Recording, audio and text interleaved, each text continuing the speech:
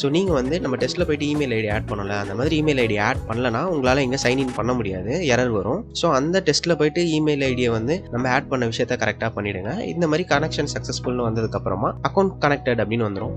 இப்போ நம்மளோட particular mail ஐடியை யூஸ் பண்ணி யாருக்கு வேணாலும் மெயில் சென்ட் பண்ண முடியும். நான் வந்து இங்கே இருக்க இன்ஃபர்மேஷன்ஸ் எல்லாம் ஏஐஏ ஃபில் பண்ணிட்டோன்ற மாதிரி கொடுத்துட்றேன். Which means to subject and message இது எல்லாமே வந்து என்னோட சாட் பாட்டே வந்து கொடுத்துரும். இங்கே எக்ஸ்ட்ரா ஆட் ஆப்ஷன்ஸில் பார்த்தீங்கன்னா நிறைய விஷயம் இருக்கும். இங்கே அப் அண்ட் N8N ஆட்ரிபியூஷன் இருக்குல்ல, ஸோ அது எதுக்குன்னு பார்த்தீங்கன்னா this email was generated by N8N அப்படின்னு வரும். இதை நீங்கள் செலக்ட் பண்ணி ஆஃப் பண்ணிட்டீங்கன்னா அந்த மாதிரி ஆட்ரிபியூஷன்ஸ் எதுவும் போகாது. ஸோ அந்த மாதிரி இதில் நிறைய அடிஷ்னல் ஃபீச்சர்ஸ் இருக்குது. உங்களுக்கு எது வேணுமோ நீங்கள் வந்து அதை செலக்ட் பண்ணிக்கலாம். ஸோ இப்போதைக்கு நான் இதை மட்டும் செலக்ட் பண்ணிக்கிறேன். தென் இங்கே மெசேஜ் பண்ணணுமா, டிராஃப்டில் வைக்கணுமா, லேபிள் பண்ணணுமான்ற எல்லா விஷயமும் இருக்கும். நான் ஜஸ்ட் இப்போ இதை மட்டும் சேவ் பண்ணிவிட்டு மெயின் ஏஜென்ட்டுக்கு போயிடுறேன். ஸோ மெயின் ஏஜென்ட்டில் போயிட்டு எந்த ஒரு விஷயமுமே ஆட் பண்ணல. இப்போ நான் மெயின் ஏஜென்ட்டில் வெறும் வாட் கேன் யூ டூன்னு போட்டாலே அது வந்து சொல்லும் என்னால் வந்து மெயில் சென்ட் பண்ண முடியும், மேத்தமெட்டிக்கல் ஆப்ரேஷன்ஸ் என்னால் பண்ண முடியும்னு சொல்லும். ஸோ இப்போ நான் வந்து ஹாய்ன்ற மெசேஜை என்னோட மெயில் ஐடிக்கு வந்து சென்ட் பண்ணுறேன். இங்கே பார்த்தீங்கன்னா என்னோட மெயிலுக்கு ஹாய்ன்ற மெசேஜை சென்ட் பண்ணிட்டேன்னு சொல்லுது. நான் போய் இப்போ செக் பண்ணி பார்க்குறேன். ஸோ இங்கே சைன்இன் பண்ணி பார்த்ததுக்கு அப்புறமா எனக்கு சொன்ன மாதிரி அந்த மெசேஜை வந்து சென்ட் பண்ணிடுச்சு.